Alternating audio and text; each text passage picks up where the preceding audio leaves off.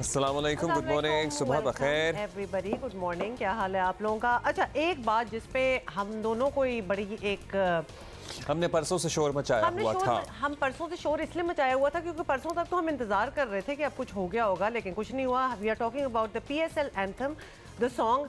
हमें बड़ी फिक्र है भाई, वो एक हमारा ही तो काम है कि PSL शुरू होने से पहले हम जरा उसकी हाइप बनाएं। अच्छा, इसकी वजह भी पता है क्या है? also we are waiting for it, क्योंकि PSL हमारे दिलों के बहुत करीब है and this is one time of the year जब हम सारे अपनी तमाम टेंशन जिंदगी में भूलकर ये मैचेस एंजॉय करते हैं। इससे जुड़ी फेस्टिविटी, मैचेस तो एक तरफ, इससे जुड़ी जितनी फेस्टिविटी होती है, चाहे वो एंथम्स हों, गाने हों, टीम्स की एक्टिविटीज हों, प्लेयर्स का आना जाना हो, कोई भी इवेंट हो, we all enjoy it inverted commas together. बिल्कुल, and it's there is this sense of celebration in the air, एक atmosphere बना होता है और हमें बड़ा पसंद है। फिर वो पूरा एक महीना चलता है।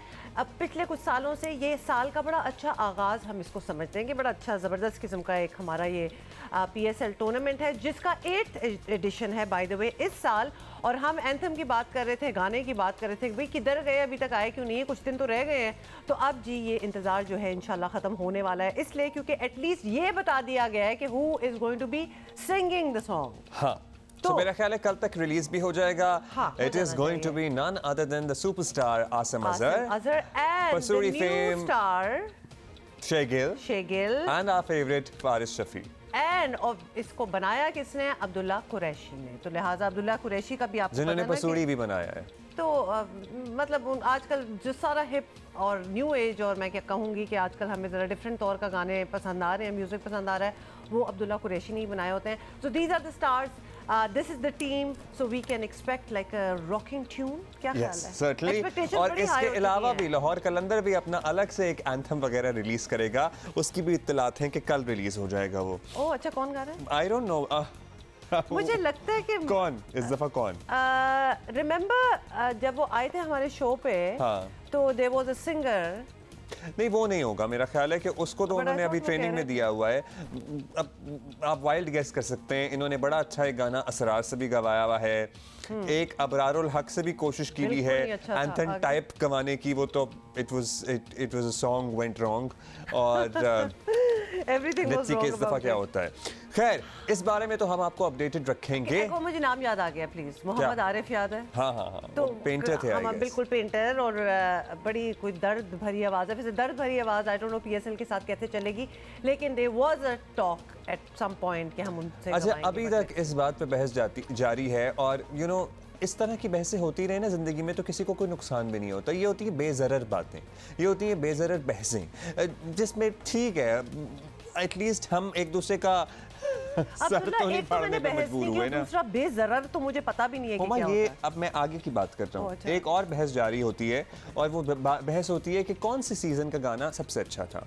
हम इसके अलावा जो दीगर बहसों में पढ़ते हैं ना ज़िंदगी में आजकल, उनसे ताल्लुकात ख़राब होते हैं। ये बेज़रर है, ये आप किया कीजिए दिल खोलकर। मैं ठीक कह रहा हूँ? Well, okay, so all the teams, all the franchises, please come out with your songs, because अब हमने दिखा दिए जो हमारे पास पुराने सारे पड़े हुए हैं, which are evergreen actually. We'll be listening to them, but we need some new, जिसको कहते हैं ना, मवाद।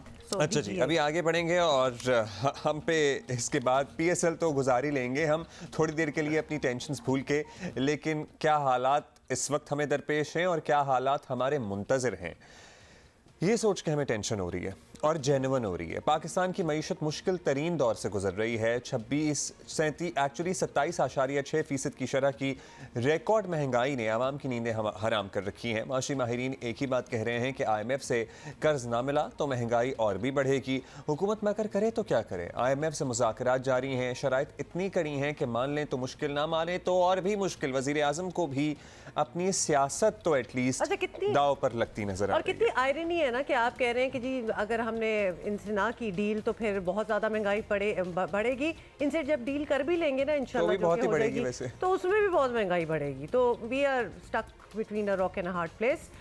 ये देखें, किस्मती से 75 साल में हमने जो कुछ किया, आज उसका सारा जो नुकसानात सामने हैं। मुझे उसमें तफसील में नहीं जाना, ये 75 साल में इस हमाम में सब नंगे हैं। मेरी हुकूमत, हमारी हुकूमतें और मार्शल्लाई हुकूमतें और तमाम हुकूमतें शामिल हैं। सबको इसकी जिम्मेदारी कबूल करनी होगी। IMF को हमने ये बड़ा वाज़ेह पैगाम दिया है कि भाई हम आपके साथ 9th रिव्यू मुकम्मल करना चाहते हैं, हम तैयार हैं और आपकी जो शराइत हैं उनको आपके साथ बैठकर नेगोशिएट करके उसको हम कंक्लूड करना चाहते हैं कि हम बिला ताखीर 9th रिव्यू जो है उसको हम मुकम्मल करना चाहते हैं। कि मैं बतौर इस हुकूमत के वज़ीर-ए-आज़म के, मैं अपनी सारी की सारी सियासी जो कमाई है मैं कुर्बान कर दूंगा पाकिस्तान की रियासत को बचाने के लिए और पाकिस्तान को बचाने के लिए। अच्छा जी, तो it's very easy and very, आपको बताते हैं इतना कॉम्प्लिकेटेड सिचुएशन नहीं है। IMF ने पाकिस्तान से डू मोर का मुतालबा कर रखा है और अब करना क्या है कि पाकिस्तान को 30 जून तक मुल्क में 16 अरब 20 करोड़ डॉलर्स लाना होंगे। ये भी बताना होगा कि ये पैसे कहाँ से आएंगे और पाकिस्तान को दरामदात पर पाबंदियाँ फौरी तौर पर ख़त्म करना होंगी। LCs खोलने के लिए 4 अरब डॉलर फौरी फराहम करना होंगे। बजट खसारा कम करने के लिए 600 अरब रुपए से ज़ायद के अखराजात कम करने के इक़दाम पर बात होगी। सब्सिडी कम करने पर बिजली और गैस के रेट जो है माशाल्लाह तकरीबन 50% बढ़ाना होंगे। गैस तो मुझे नहीं पता क्योंकि वो तो आती नहीं है, लेकिन बिजली के रेट भी अगर मजीद 50% बढ़ेंगे तो क्या बने। और गैस पे जो नहीं आती उस पे रेट बढ़ गए तो नहीं आ रही, लेकिन आपको डबल देना पड़ेगा। निजकारी प्रोग्राम फाल बनाना होगा, रियासती मिल्कियती इदारों को फाल या फरोख्त करने का लाहा अमल तय करना होगा। ऐसी सूरत हाल में महंगाई और बढ़ने का खदशा है, जिसकी वजह से बची कुची सियासी साख भी दाव पर लग जाएगी। लग सकती क्या है, लग जाएगी, ये तो तय है। आखिर नून लीग कब तक ये मलबा पिछली हुकूमत पर डालती रहेगी, ये भी एक अहम सवाल है। हालात इस वक्त जो है वो मुश्किल हैं। अवाम को पता है कि मुश्किलात किसकी लाई हुई हैं। इन्होंने IMF के साथ एक ऐसा मुआहदा किया कि जिसने पाकिस्तान को गिरवी रख दिया IMF के हाथों में। लगता था कि पाकिस्तान को हुकूमत पाकिस्तान नहीं IMF चला रहा है। तो बात यह कि जब आपने एक मुआहदा कर लिया है, आज हमारे हाथ बंधे हुए हैं, हम रिलीफ देना चाहें भी तो अभी वो हम नहीं दे पा रहे। उसकी वजह यह है कि IMF ये कहता है कि एक तो मुआहदे की शराइत बहुत कड़ी है, वो आपको पूरी करनी पड़ेगी। दूसरा, जब आपने मुआहदे की खिलाफ की, धोखा किया, तो अब वो ये कहते हैं कि पहले आप ये कीमतें बढ़ाएं, ये मुश्किल कदम उठाएं, उसके बाद हम आपको पैसे देंगे। हमारी ये मजबूरी है इस वक्त कि हमें IMF की शराइत माननी है। मुस्लिम लीग नून को कोई शौक नहीं है कि वो अपना पॉलिटिकल कैपिटल खराब करे। हमारे पर ये बहुत इस वक्त प्रेशर है, बोझ भी है। ये मुआहदे पिछली हुकूमत के किए गए हैं, ये उनकी नाअहली और नालायकी है, ये उनका जुल्म है जो उन्होंने पाकिस्तान की मईशत के साथ किया है। लेकिन हम आपको साथ ये भी कह रहे हैं, हम सिर्फ रो नहीं रहे, हम आपको ये बता रहे हैं कि हम इसमें बेहतरी लेके आने की पूरी कोशिश कर रहे हैं। मरियम नवाज को आपने सुन लिया। दूसरी तरफ आपको ये भी बताएं कि ऑपोजिशन भी मौजूदा माशी सूरत हाल से फायदा उठाने की पूरी कोशिश में है। पाकिस्तान के शहरियों से मेरी अपील है, जैसे इमरान खान साहब ने कहा कि वो खामोशी से सब देख रहे हैं और नोट कर रहे हैं। हम हरगिज़ ये नहीं कह रहे कि आप गिराव जलाओ करें, तोड़ फोड़ करें, लोगों की सरकारी या निजी इमलाक को नुकसान पहुंचाएं। हरगिज़ हमारा ये इरादा नहीं है, ना हमारी ख्वाहिश है। लेकिन उन्हें इस फस्तायत के खिलाफ आवाज बुलंद करनी होगी, उन्हें इसका मुकाबला करना होगा। और मुकाबले का एक तरीका जो आवाम के पास है वो ये है, अगर वाकईतन वो तंग है इस महंगाई, बेरोजगारी, इस लाकानूनियत से, तो फिर 16 मार्च को उन्हें बाहर निकलना होगा।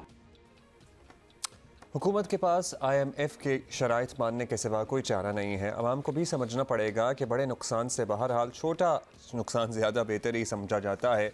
इसी पे बात करते हैं, बड़ी टेंशन वाली खबरें लेके आते हैं। हमारे दोस्त हैं सीनियर सहाफ़ी मेहताब हैदर साहब हमारे साथ मौजूद हैं। बहुत शुक्रिया मेहताब भाई। मेहताब साहब, हुकूमत ने जब से फैसला कर लिया है कि IMF से मदद लेना अब लाजिम है, इसके अलावा चारा है भी तो नहीं कोई। ज़ाहिर है कि जैसी भी शराइत होंगी अल्टीमेटली तो मानना ही पड़ेगी। ऐसी क्या शराइत सामने आ गई हैं अब तक जो हुकूमत के लिए और आवाम के लिए बड़ी मुश्किलात ला रही हैं या ला सकती हैं? देखिए, बुनियादी तौर पे इस टाइम जो पाकिस्तान और IMF के दरमियान 9th रिव्यू की टॉक्स हैं, सबसे बड़ा इस टाइम मसला ये है कि हमारे फॉरेन एक्सचेंज रिजर्व्स गिर रहे हैं और अभी $3 बिलियन के ऊपर खड़े हैं। हुकूमत के पास वाकई कोई ऑप्शंस नहीं है। और कल प्राइम मिनिस्टर साहब ने एक मीटिंग चेयर की जिसमें उन्होंने 3-4 बड़े इम्पॉर्टेंट जो इश्यूज़ थे उनकी अप्रूवल दी है। एक तो इलेक्ट्रिसिटी का टैरिफ जो है, हुकूमत ये ऑप्शन रख रही है कि 4 रुपये से लेके 10 रुपये तक उसके अंदर इंक्रीज़ कर दिया जाए। तो जो एवरेज टैरिफ है ये आज कोई 22 से 24 रुपए यूनिट के लगभग खड़ा है, ये 35 से 36 रुपए पे चला जाएगा। दूसरा जो हुकूमत ने उसमें अप्रूवल दी है वो ये है कि जीएसटी के रेट में जो है वो 1% का इजाफा कर दिया जाए। अभी स्टैंडर्ड रेट 17% है, उसके बढ़ाकर 18% की जो है वो बात की जा रही है।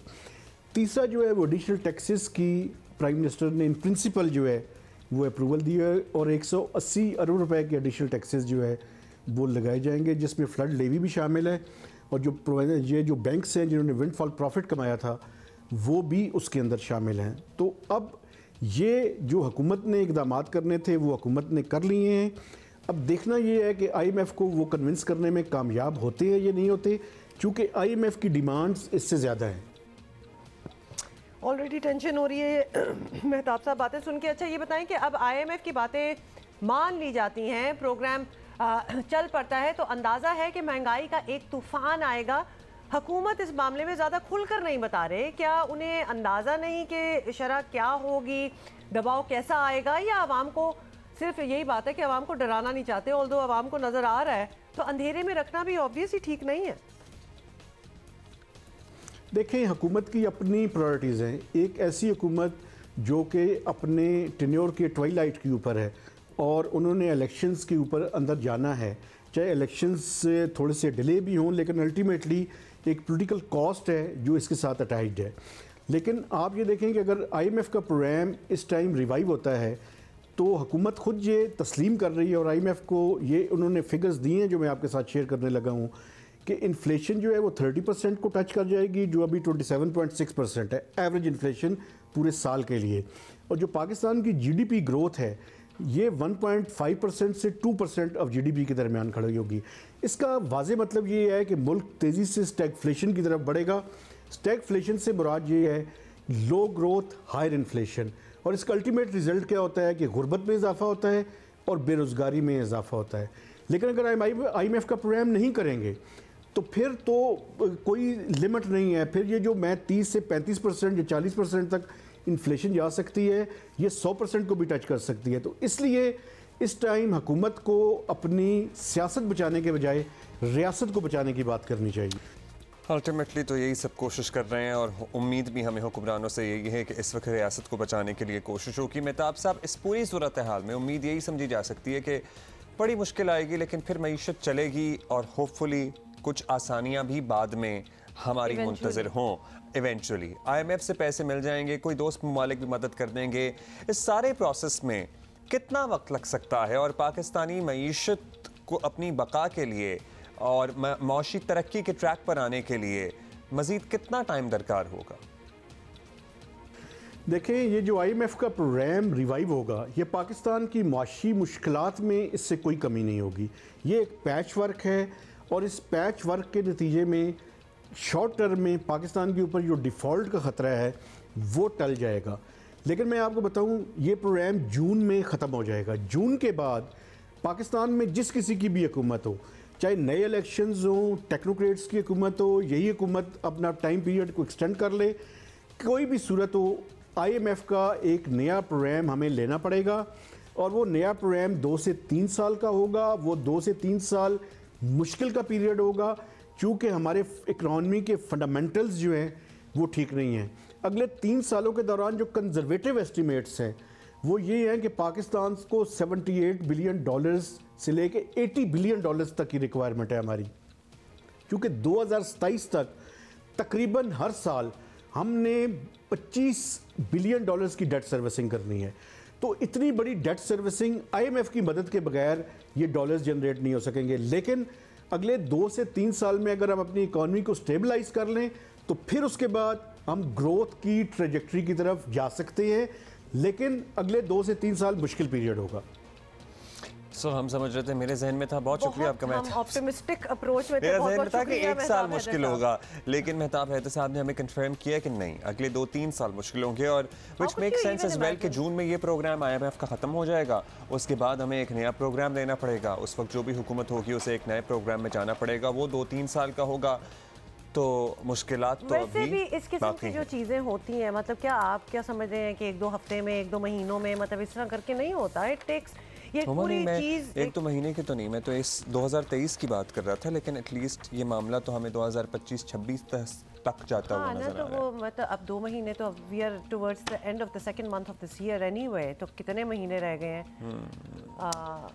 वैसे ये भी बात है कि साल तो अभी शुरू हुआ था, कहाँ पहुंच गए हम एनीवे। अच्छा, पता है क्या, शुरू में भी हम PSL की बात कर रहे थे और दीगर गुफ्तगू कर रहे थे, तो हमारे जहन में बैकग्राउंड में सिर्फ तुर्की और शाम की बातें, मनाजिर, कहानियाँ चल रही थी, and we deliberately wanted to divert our attention, क्योंकि बहुत गम है ज़माने में। मतलब क्या क्या कहानियाँ सामने आ रही हैं और क्या क्या दिल दहला देने वाले मनाजिर हैं। वैसे तो ऑब्वियसली ज़ल्ज़ला जिसने कभी ज़िंदगी में एक्सपीरियंस किया हो तो वो एक अननेचुरल किस्म की लगता है कि कोई आपने दुनिया में ज़िंदगी में ऐसी चीज़ एक्सपीरियंस नहीं की होती जहाँ धरती ज़मीन आपके पैरों के नीचे से हिल रही हो।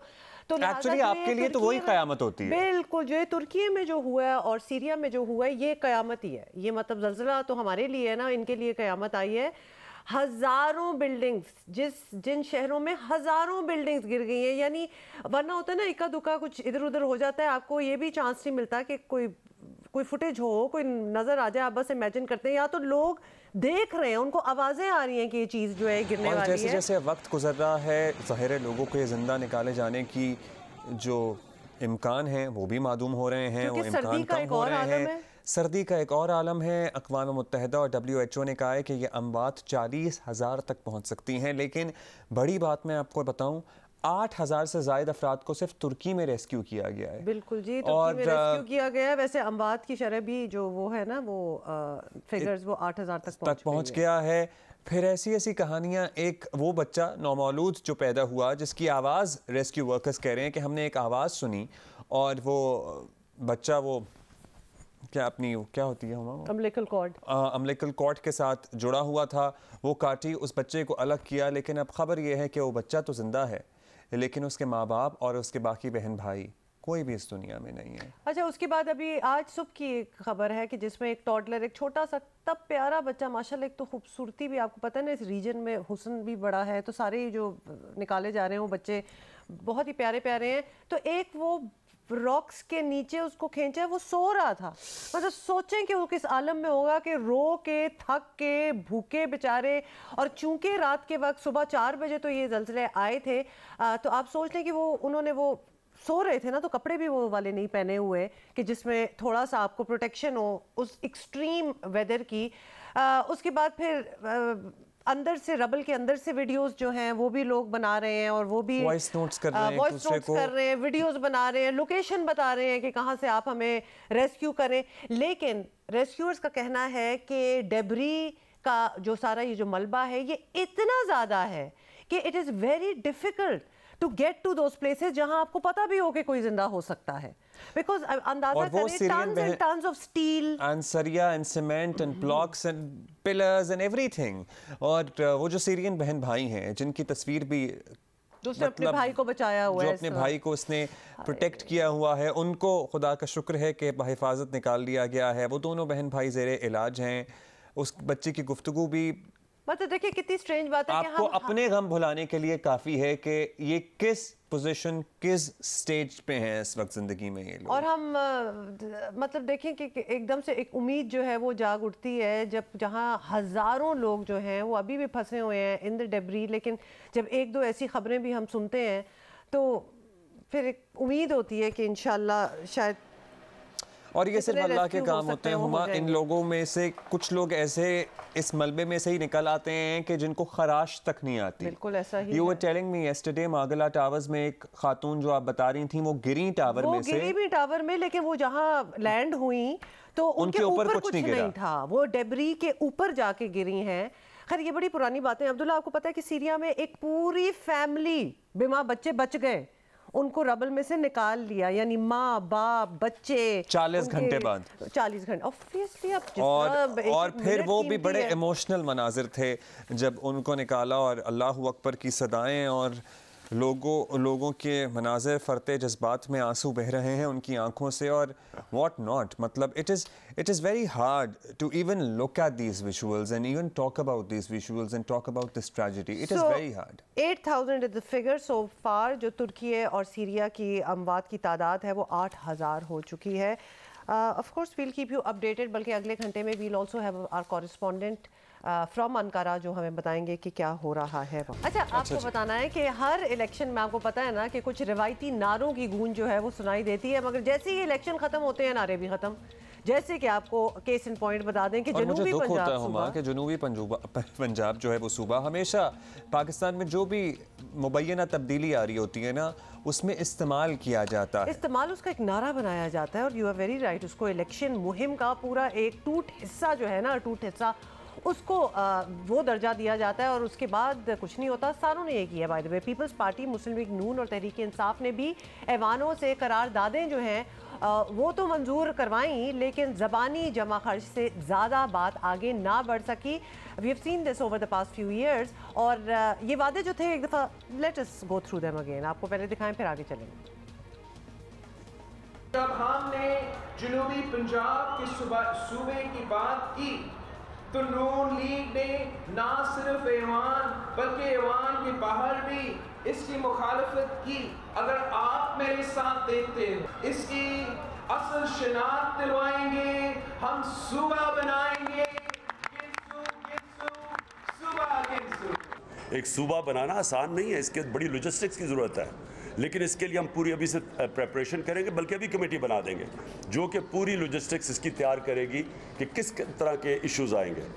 इसके साथ साथ मैं ये कह दूं कि हमने आते साथ ही हमारे जो 11 पॉइंट्स हैं जनूबी पंजाब के लिए भी और फाटा का मर्जर पख्तूनख्वा के साथ उसको भी हम एक्सपर्टाइट करेंगे. एक सूबा बनाना आसान नहीं है, बस हमने कमेटी बना दी है, बस अगले हफ्ते सूबा बन जाएगा. हाँ, अच्छा. नहीं,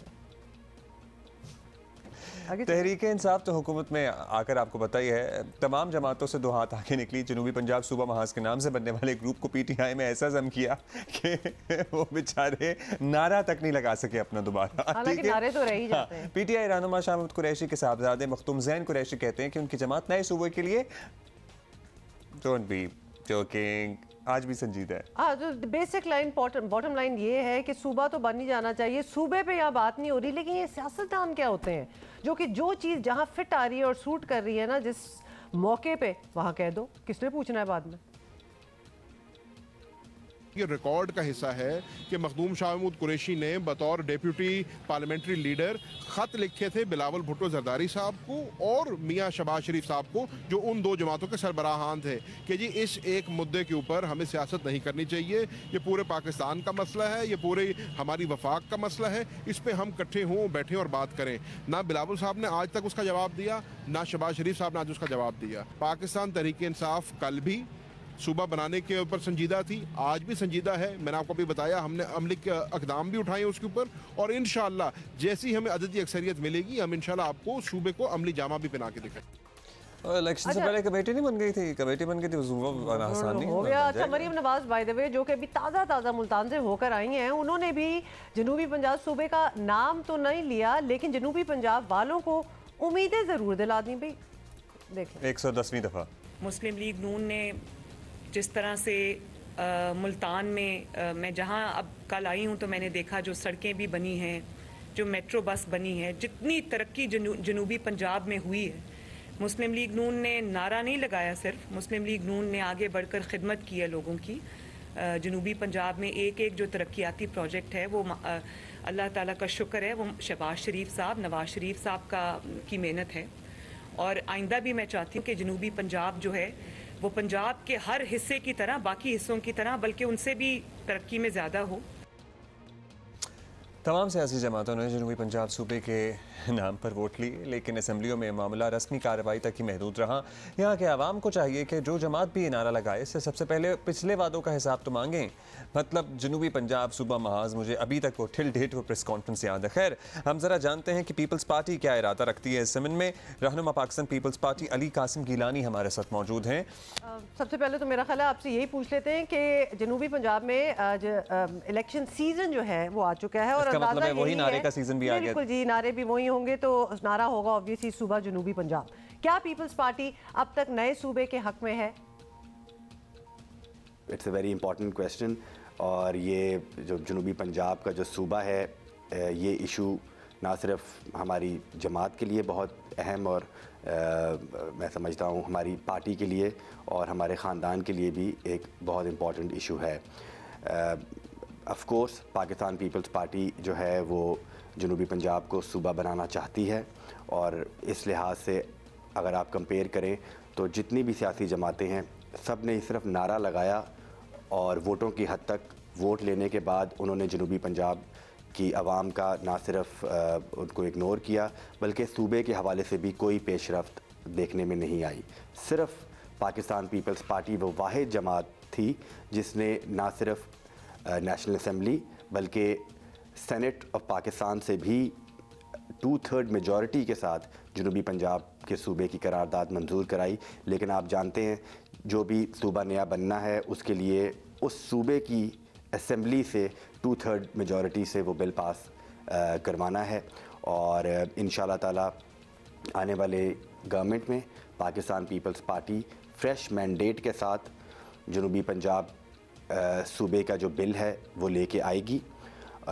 और मैं इस बारे में उम्मीद हूँ कि जो पाकिस्तान पीपल्स पार्टी ने अपने मैनिफेस्टो में जनूबी पंजाब की आवाम के साथ वादा किया है वो वादा वो ज़रूर पूरा करेंगे। अच्छा, आप अभी तक कासिम इस वादे पर कायम हैं? नए सूबे के वादे हैं, नए नारे या पुराने नारे।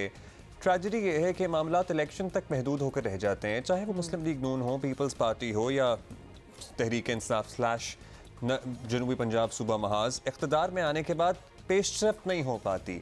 तो अभी तो आप पुरुम्मीद हैं, कह भी रहे हैं नए मैंडेट के साथ इस पर अमल करेंगे, लेकिन पिछली कुछ कोताहियाँ तो हुई हैं, उस पर कुछ इजहार करना चाहेंगे अपने वोटर सपोर्टर से कि हाँ गफलत बरती गई? मैं नहीं समझता कि पाकिस्तान पीपल्स पार्टी ने कोई किसी किस्म की भी वादा खिलाफ़ी जनूबी पंजाब की आवाम के साथ की हो। पाकिस्तान पीपल्स पार्टी ने हमेशा इस खित्ते को बहुत इम्पोर्टेंस दी है, चाहे वो वज़ीर आज़म की कुर्सी हो, सदर पाकिस्तान का उहदा हो, चीफ़ मिनिस्टर हो, गवर्नर पंजाब हो या फर्स्ट फीमेल फॉरेन मिनिस्टर हो। तो पाकिस्तान पीपल्स पार्टी ने हमेशा इस खित्ते को एक अहम ओहदे भी दिए हैं, और जब भी पाकिस्तान पीपल्स पार्टी इक़्तिदार में आई है जनूबी पंजाब की आवाम को कुछ ना कुछ ज़रूर मिला है। और ये मोहब्बत जो है पीपल्स पार्टी की इस खित्ते के साथ वन साइडेड नहीं है। जनूबी पंजाब की आवाम ने भी हमेशा पाकिस्तान पीपल्स पार्टी को अपनी जमात समझते हुए। जी कासिम, अभी हम एक ब्रेक लेंगे। जी आप हमारे साथ ही रहें। एक और सवाल, इंतखाबी सियासत से जुड़ा बड़ा अहम मामला है। अली कासिम गिलानी को जी अली कासिम गिलानी साहब हमारे साथ मौजूद हैं, हमारा रब्ता बहाल हो गया है। Thank you Ali. ये बताइएगा लास्टली हम आपसे जानना चाहेंगे कि पीटीआई का मुकाबला करना ज़रा मुश्किल हो सकता है पाकिस्तान पीपल्स पार्टी और मुस्लिम लीग नून अगर अलग अलग इंतखाबी मैदान में जनूबी पंजाब में उतरे, तो क्या आपका ये जो अभी इत्तेहाद है हुकूमत का, ये इंतखाबी इत्तेहाद में भी तब्दील हो सकता है एज फार एज जनूबी पंजाब इज कंसर्न्ड, या फिर अलग अलग एक दूसरे के मुकाबले में ही इलेक्शन लड़ेंगे? पीपल्स पार्टी क्योंकि आप जानते हैं कि पीडीएम का ऑफिशियली तो हिस्सा नहीं है, हम ज़रूर उनकी पीडीएम की हुकूमत के एलाइज ज़रूर हैं, लेकिन कोई पीपल्स पार्टी का जो डिसीजन मेकिंग है वो पीडीएम से हट के है। अभी भी पीडीएम का गालिबन इन बाई इलेक्शंस में उन्होंने अनाउंस किया हुआ है कि वो बाइकआउट कर रहे हैं, लेकिन पाकिस्तान पीपल्स पार्टी ये बाई इलेक्शंस भरपूर तरीके से लड़ने जा रही है, और इंशाल्लाह ताला ना सिर्फ साउथ पंजाब में बल्कि ओवरऑल पूरे पाकिस्तान में आपको नज़र आएगा कि पीपल्स पार्टी ही पीटीआई का जो है वो मुकाबला हर सीट पे कर रही होगी। और फ़िज़ा ऐसी बन रही है, माहौल ऐसा बन रहा है कि it's going to be a PPP versus PTI right. और इंशाल्लाह ताला जीत जो है वो पाकिस्तान लेट्स सी क्या होता है, जीत किसकी होती है। बहुत शुक्रिया आपका। right. अली कासिम गिलानी हमारे साथ मौजूद थे। हमने जनूबी पंजाब के सूबे के मामले पे पर्टिकुलरली बात की तफसील से।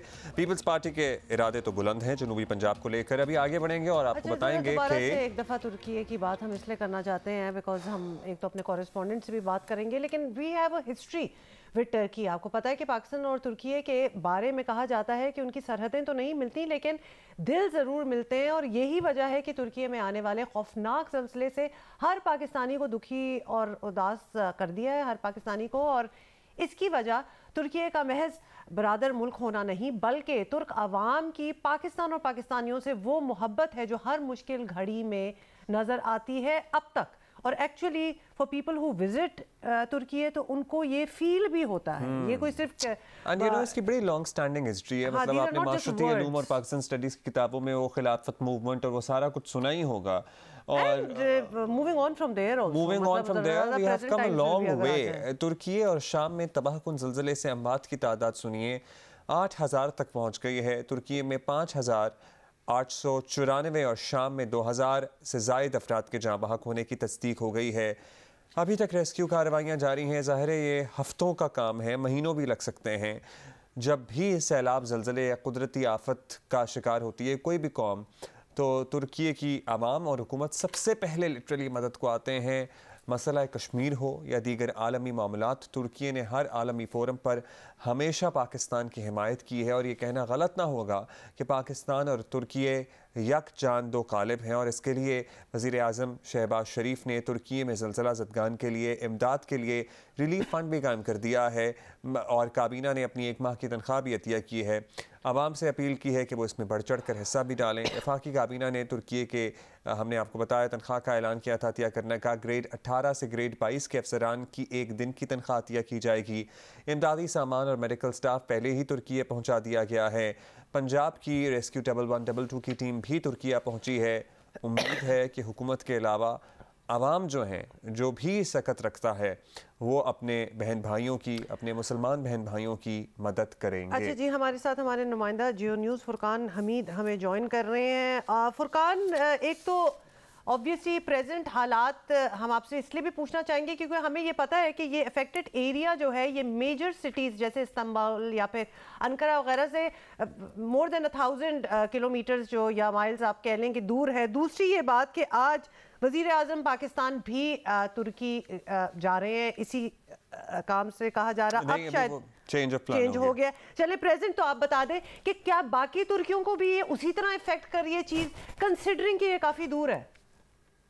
नहीं, एक्चुअली देखा जाए तो तुर्की जो है तकरीबन जो उनके सीरिया के साथ बॉर्डर लगता है वहाँ पे ज़्यादा मुतासर हुए। लेकिन अगर महसूस किया जाए, दिलों के अंदर महसूस किया जाए, तो पूरा तुर्की जो है इस वक्त जो है वो बड़ा मुतासर हुआ उस ज़लज़ले से, क्योंकि ये ज़लज़ले जो है तकरीबन एक ही दिन में 2 बार आए हैं। एक सुबह अर्ली इन द मॉर्निंग 4:17 पे और फिर अगले उसी रोज़ जो है वो दोपहर के वक्त 1 बजे आया है। ये पहला ज़लज़ले का जो शिद्दत थी वो 7.7 थी, जो कि बहुत ज़्यादा शिद्दत का था, और दूसरा जो 1 बजे के करीब आया उसकी शिद्दत जो थी वो 7.6 थी। यानी दो ज़लज़ले जो ऊपर नीचे आने की वजह से बहुत ज़्यादा नुकसान हुआ है, और इसके नुकसान को पूरे तुर्क जो है वो अपने दिलों में महसूस कर रहे हैं। और इसकी वजह से जो है इस वक्त तकरीबन 7 रोज के लिए तुर्की भर में शोक का ऐलान किया गया है। तो जो है 3 माह की छुट्टियां कर दी गई उस एरिया में। 10 सूबे जो ज्यादा मुतासर हुए हैं। जी अच्छा, अब ये बताइएगा फुरकान के इमदादी कार्रवाइयों की क्या सूरत हाल है? हमने देखा है कि हमारे यहाँ कोई भी कुदरती आफत हो, सैलाब हो, ज़लज़ला आया था 2005 में,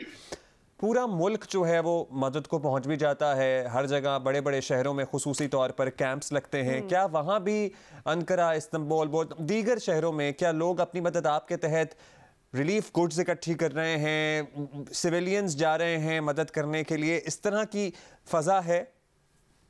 जी हाँ, एक्चुअली देखा जाए तुर्की में बड़े मुनज़्ज़म तरीके से हर काम होता है, हर काम जो है मदद जो की जा रही है, इमदादी सरगर्मियाँ जो है बड़े मुनज़्ज़म तरीके से की जा रही हैं। अगर आप इस्तांबुल एयरपोर्ट को इस वक्त देखें, अंकारा इस्तांबुल एयरपोर्ट को देखें, और जो ये रेड क्रिसेंट के जो है ब्लड डोनेशन सेंटर्स को देखें, वहाँ पे रश लगा हुआ है, इसलिए कि लोग जो है वो चाहते हैं कि किसी तरह जो है अपना खून जो है वो जो दिया जाए, और लोग जो है वहाँ पहुँचना चाहते हैं। हुकूमत की तरफ से ऐलान किया गया है, जो एक्सपर्ट जो है इलाके में पहुंचना चाहते हैं उनको हम फ्री टिकट दे रहे हैं, वो इलाके में पहुंचे। इस वक्त इस्तांबुल एयरपोर्ट पर और अंकारा के एयरपोर्ट पर रश है, लोग इलाके पहुंचना चाहते हैं ताकि अपने अजीज़ो अकारों को या जो भी है तुर्क जो है भाई जो है वो उनकी मदद की जाए। बड़े मुनज़्ज़म तरीके से सब कुछ जारी है। और ये जो है आपने देखा होगा कि तुर्की की रेस्क्यू टीम वैसे भी दुनिया भर में मशहूर है, बड़े मुनज़्ज़म तरीके से रेस्क्यू का काम करती हैं। जी अच्छा फुरकान, ये बताइएगा कि तुर्की की हुकूमत ने 3 महीने के लिए एक इमरजेंसी टाइप की चीज़ जो है वो नाफिज कर दी है। इसका क्या मतलब होता है? मतलब 3 महीने में क्या इनकी पूरी कंसंट्रेशन उस पे होगी, या फिर 3 महीने में ये लिटरली चाहते हैं कि ये रिहेबिलिटेशन भी प्रोसेस पूरा कर लेंगे? इसका मतलब एग्जैक्टली क्या है? हाँ, इसका मतलब ये है कि एक तो जो टैक्स वगैरह जो हो गया वो टैक्स वगैरह की छूट दे दी गई है, जहाँ जिसने भी टैक्स देना होगा वो टैक्स नहीं देगा, और बाकी जो कुछ भी जो फैसिलिटीज है वो दे सकेंगे। खास तौर पर उन इलाकों के जो लोग मुतासर घरों में है उनको जो है इस तरह की 3 महीने के अंदर अंदर जो है उनको रहने का सारा कुछ जो है वो बसाया जाएगा, होटल्स में या हॉस्टल में जहाँ भी मुमकिन हो सके। इस वक्त 60,000 से ऊपर जो है वो मुख्तलिफ हॉस्टल्स वगैरह में जो लोग मुतासर हुए हैं उनको फ्री जो है फैसिलिटीज फराहम की जा रही है, उनको बजाय टेंटों में रखने के उनको हॉस्टल्स और होटल्स में रखा जा रहा है। बाकी जो कुछ भी हुकूमत की तरफ से हर तरह की फ्री फैसिलिटीज फराहम की जा रही है। मकसद यही है कि 3 माह के अंदर अंदर इनको जो है नए सिरे से बसाया जाए ताकि जो मुश्किलात जो है इस पर काबू पाया जा सके। मुश्किलात पर काबू पाने की कोशिश की जाएगी। साथ ही 10,000 टेंट्स पर मुहित एक टेंट सिटी भी कायम कर दिया गया है। फुरकान, ये बताइएगा कि क्या रेस्क्यू का ऑपरेशन क्या बताया जा रहा है ऑफिशियल ज़राए से, किस स्टेज पर है? अभी भी लोगों को निकालना है क्योंकि अब वक्त बहुत गुजर गया है, और डेथ टोल जो है वो ऑफिशियली क्या रिपोर्ट किया जा रहा है और क्या एक्सपेक्ट किया जा रहा है?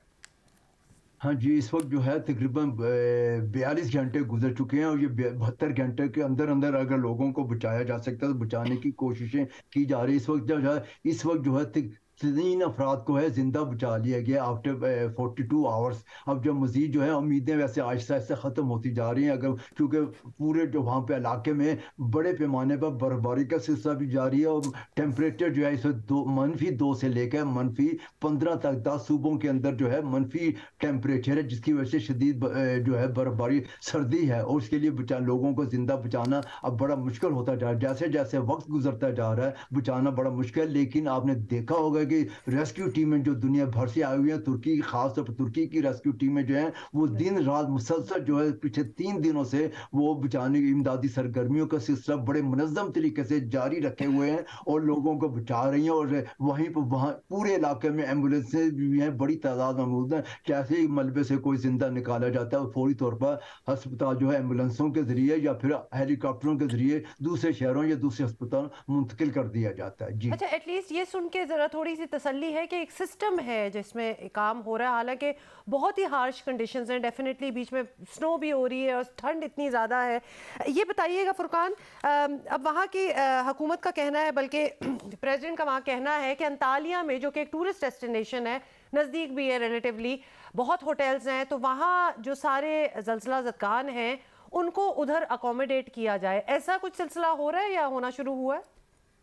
जी हाँ, जी हाँ, जो हुकूमत ने ऐलान किया कि जो मुख्तलिफ होटल्स हैं, होटल्स वालों ने भी कह दिया कि हम टूरिस्ट जो है जो इस वक्त प्रेफरेंस जो है हम जो है वो अपने जो भी कैजुअलिटीज़ हैं, जो भी ज़ख्मी हैं या जो कुछ लोग जो मुतासर हुए हैं, बेघर हुए हैं, उनको फौरी तौर पर अपने अपने होटल्स में जगह देने के लिए तैयार हैं। और बड़ी तादाद में लोगों को मुख्तलिफ होटल्स में अंतालिया हो, मर्सिन हो, जो इलाके मुतासर नहीं हुए, जो बेहतर हैं, वहाँ पर मुंतकिल कर दिया गया है। इस वक्त जो है तकरीबन 2 लाख के करीब आवाम लोग जो हैं है इनको मुख्तलिफ होटल्स और हॉस्टल्स में मुंतकिल कर दिया गया है। मजीद जो है जैसे जैसे लोग आ रहे हैं उनको मुख्तलिफ जगहों, क्योंकि टेंटों में इस वक्त जो है सर्दी बहुत ज्यादा, बायो टेंटों में इनके लिए मुंतकिल करना मुश्किल हो रहा है। एक और बात ये भी याद आई, कोई इस वक्त ऐसा काम शुरू हुआ है कि डैमेज असेसमेंट हो सके? और ये इसलिए पूछ रहे हैं, बहुत सी बिल्डिंग्स अभी भी बरकरार हैं, खड़ी हैं, लेकिन नेचुरली लोगों को खौफ तो होगा कि उन पे जाके अपने घरों में कैसे वापस जाएं, क्योंकि इतना डैमेज, हजारों बिल्डिंग जब गिरी हैं तो जो इस वक्त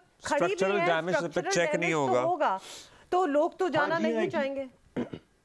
हाँ जी, लोगों को कहा है कि इस वक्त जो है जहाँ जिस इलाके में मौजूद है वहां से निकल जाए, क्योंकि कई एक इमारतें जो है वो अभी भी गिरती जा रही हैं। यानी 2 ज़लज़ले, जैसा कि मैंने आपको बताया कि 2 ज़लज़ले ऊपर नीचे आने की वजह से कई एक इमारतें जो है बाद में गिरी है, मस्मार हो रही हैं। इसलिए वो लोगों को कहा गया कि जो जहाँ जहाँ भी क्रैक्स हैं उस इमारतों में दाखिल ना हुआ जाए। बाहर जो है हुकूमत की तरफ से जो फैसिलिटीज फराहम की जा रही है वहाँ मुंतकिल इनको किया जा रहा है। लोगों को कहा जा रहा है अपने अपने घरों में ना रहें, जैसे जैसे जो भी जो नुकसान जहां पे मिसमार हैं, जहां पे जो है क्रैक्स आए हुए हैं वहां से निकलें ताकि मजीद कैजुअलिटीज वगैरह ना हो। लोगों को मुताद कर दिया गया कि वो होटल्स में उनको हर तरह की फैसिलिटीज फराहम की जा रही है, वो वहां पर मुंतकिल हो जाए। और खदशा यही है क्योंकि इमारतें जो है बड़ी इस वक्त खतरनाक सूरत हाल से दुचार है, इसलिए लोगों को यही कहा गया कि वो बाहर निकले, घरों के अंदर ना रहें, होटल्स वगैरह में जो मुख्तलिफ एरिया में इनको मुंतकिल किया जा रहा है वहां पर चले जाएं, बाद में देखा जाए। जैसे ये रेस्क्यू ऑपरेशन हम देख ही रहे हैं 1-2 दिनों से, जब से ये जल्ज़ला हुआ है, कि जिस तरह चल रहा है इस इलाके में तुर्की के, और ख़ासतौर पे दुनिया से लोग जो हैं वो असिस्ट करने आ रहे हैं, जो भी टीम्स हैं,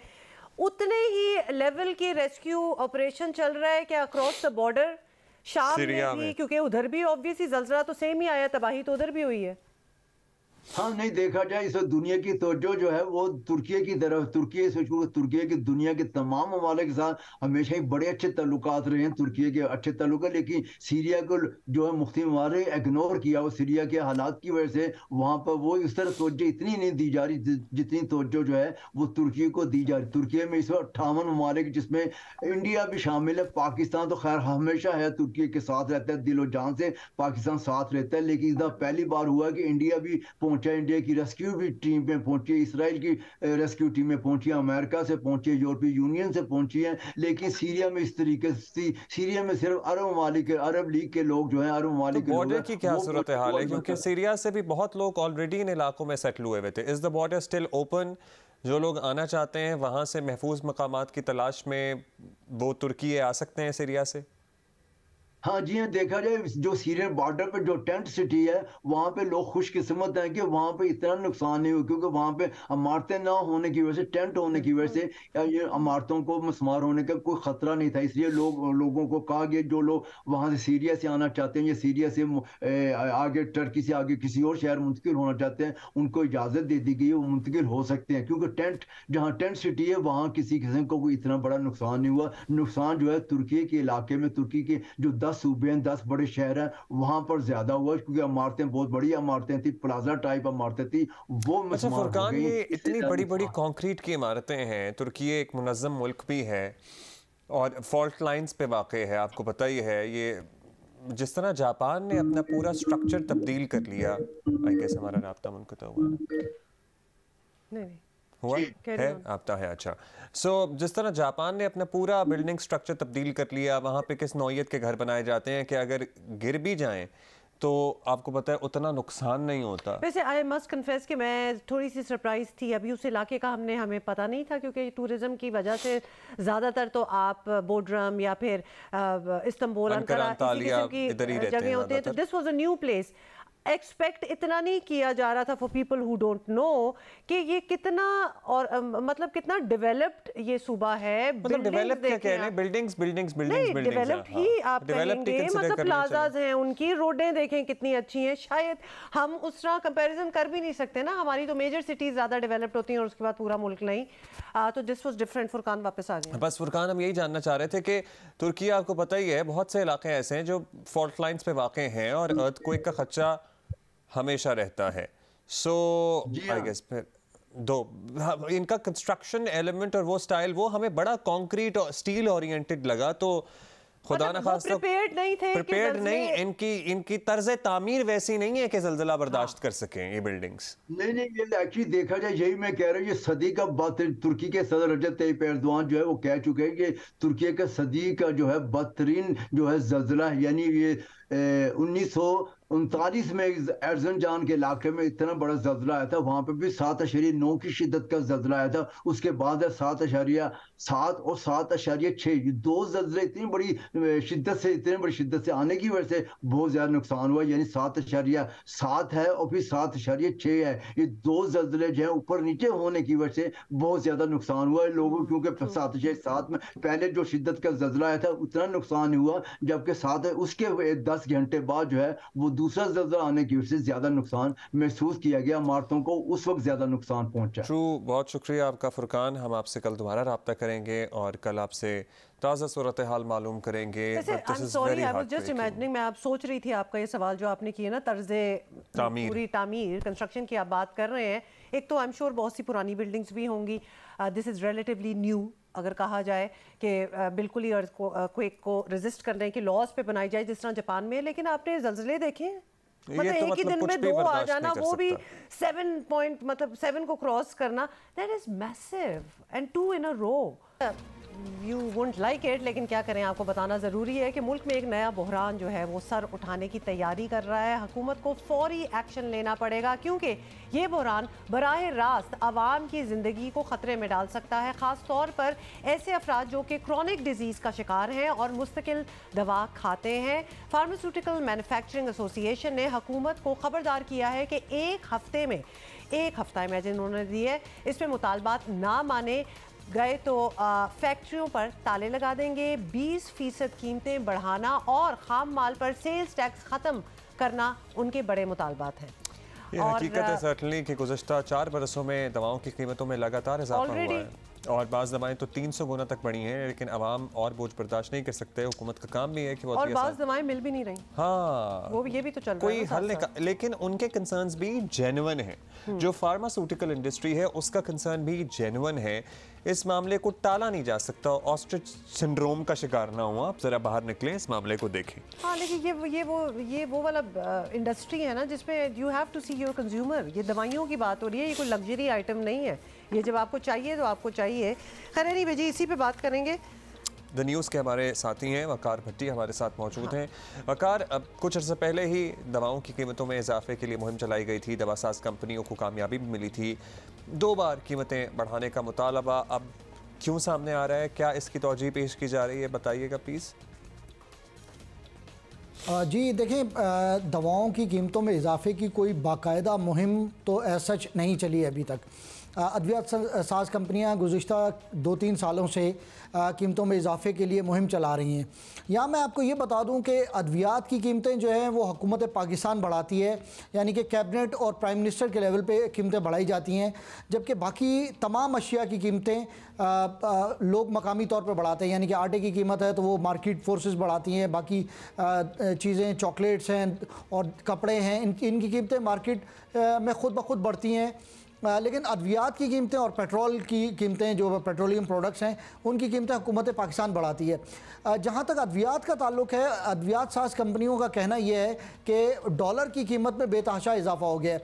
जब उनकी कीमतें फ़िक्स हुई थी, अद्वियात की कीमतें, तो उस वक्त डॉलर 200 का था, 190 का था, अब डॉलर 280 का हो गया है। तो खाम माल जो है वो 95% जो है वो बाहर से आता है, पैकेजिंग मटीरियल जो है वो बाहर से आता है। तो इस वक्त अद्विया साज कंपनियाँ जो हैं वो बहुत मुश्किल में हैं और उनका कहना यह है कि अगर उनको नई कीमतें ना दी गई, कंपनियां कह रही हैं कि 30 से लेकर 40% तक अक्रॉस द बोर्ड उनको कीमतें बढ़ाई जाए, जो कि बज़ाहिर बहुत मुश्किल और नामुमकिन नज़र आता है।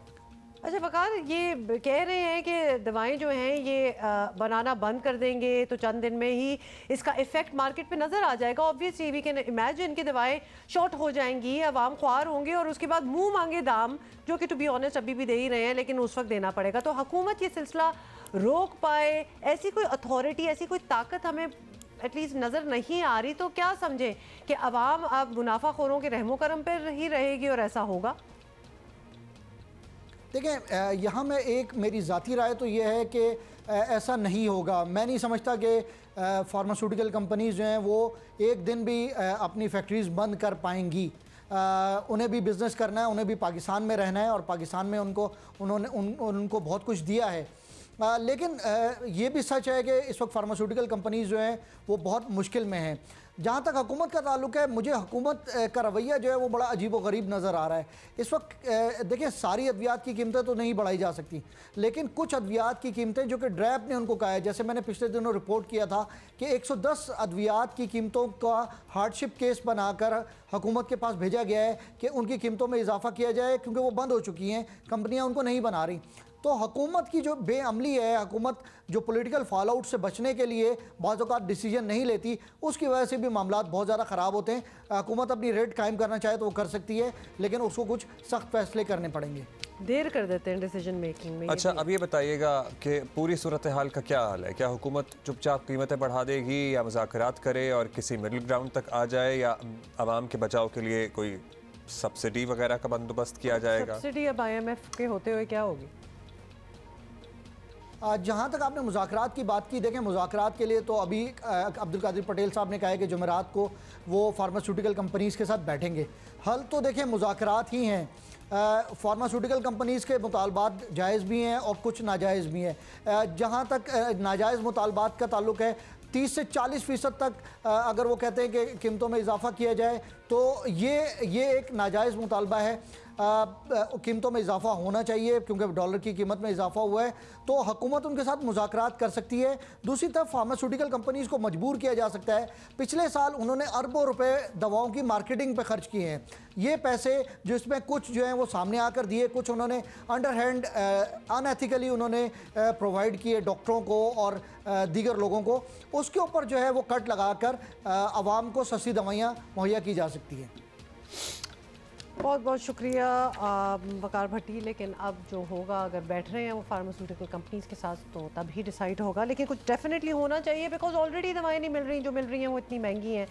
अब सोचें ज़रा, और अगर ताले ही लग गए, बिल्कुल ही शॉर्ट हो गई, तो वो तो एक बड़ी कमोडिटी बन जाएंगी इस किस्म की, जो कि शायद ट्रेड होना स्टार्ट हो जाए। कुछ कहा नहीं जा सकता। होपफुली लेट्स सी कि मामला सॉर्ट आउट हो जाए किसी तरह। अच्छा, पाकिस्तान सुपर लीग 8 के लिए कमेंट्री पैनल का ऐलान हो गया है जी। बहुत लोग हैं इसमें, वैसे बहुत ज़्यादा। तो कमेंट्री पैनल में जी मैं वो कागज़ देख रहा हूँ जिसमें ये सारा, ये हमने स्क्रीन पे दिखा भी दिया है ना, सामने फिर आ गया है। तो पैनल में कौन कौन है? बहुत लोग हैं बस।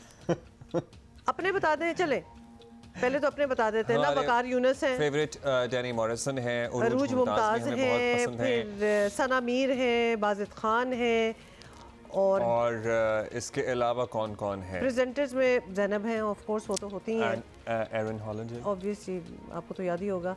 तो एरन भी हैं। और इस दफा रमीज राजन होंगे, वैसे नहीं है अब तो वो नहीं है, अपनी जिम्मेदारियों पे नहीं है, तो वो कमेंट्री में नहीं शामिल। This was a good spot, but Sikandar Bakht है, अपने वाले नहीं है, हमारे वाले नहीं है, ये दूसरे। ये पिछली बार हमने नहीं, ये लोग समझ जाते हैं। एक पूरी एक कॉमेडी बनी थी, लेकिन मरीना इकबाल भी हैं, तारिक सईद साहब भी हैं, सो काफ़ी लोग हैं।